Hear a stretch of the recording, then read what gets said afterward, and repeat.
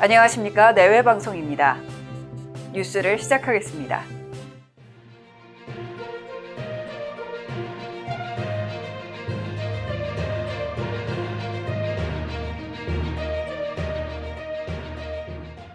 우리나라 주민등록 인구가 사상 처음으로 감소했습니다.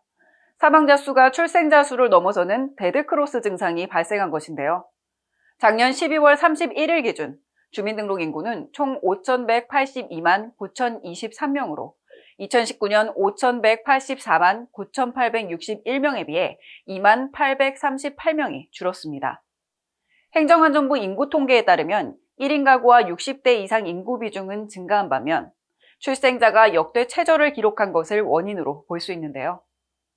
행안부는 저출산 현상이 빠른 속도로 다가옴에 따라 정부 정책의 근본적인 변화가 필요한 것으로 보인다고 말했습니다.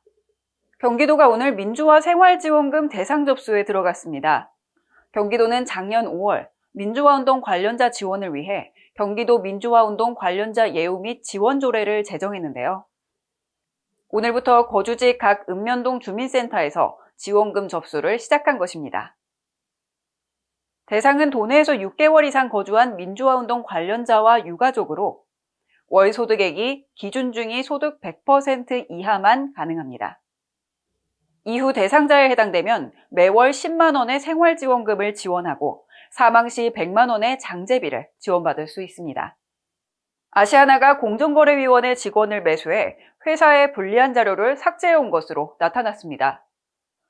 공정위 디지털 자료 분석 담당 직원이 수년간 금호아시아나그룹 고위 간부에게 돈을 받고 회사의 불리한 자료를 삭제한 것인데요. 서울중앙지검 공정거래조사부는 공정위 전 직원 송모 씨를 증거인멸과 뇌물수수 혐의로 구속하고 전 금호아시아나그룹 전략경영실 상무 윤모 씨를 증거인멸과 뇌물공여 혐의로 구속했습니다.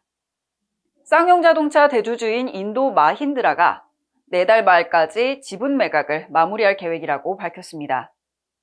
쌍용차 지분을 30% 이하로 낮추고 경영권과 대주주 지위 모두를 내려놓겠다는 계획입니다. 마힌드라는 2011년 쌍용차를 인수해 현재 75%를 보유하고 있는 대주주입니다. 그러나 쌍용자동차의 적자가 쌓이면서 지난해 4월 추가 투자를 중단하고 6월에는 대주주 지위 포기를 선언했습니다. 파왕고엔카 마힌드라 사장은 기자간담회에서 쌍용차 지분 매각을 위해 잠재적 투자자와 협상 중이라고 말했는데요. 거래가 성사되지 않으면 쌍용차는 2009년 이후 12년 만에 법정 관리에 들어가 회사 정상화와 청산 절차에 돌입하게 됩니다. 국토교통부가 탄소 중립 실현을 위해 제로에너지 특화도시 조성을 추진합니다.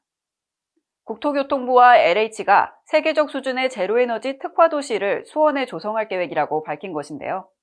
제로에너지 특화도시는 제로에너지 건축물을 도시 단위로 확대 적용하는 것으로 에너지 자립률을 50% 이상, 탄소 저감률을 50% 이상 줄여 탄소 중립 실현에 도전하는 것을 목표로 합니다.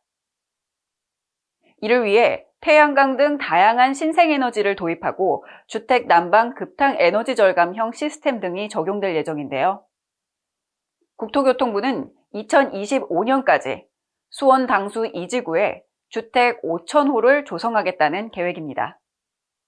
새해 첫 한 주가 또 시작되었습니다. 많이 힘드시겠지만 오늘 하루 힘차게 나아가셨으면 좋겠습니다. 뉴스 마치겠습니다. 지금까지 시청해주셔서 고맙습니다.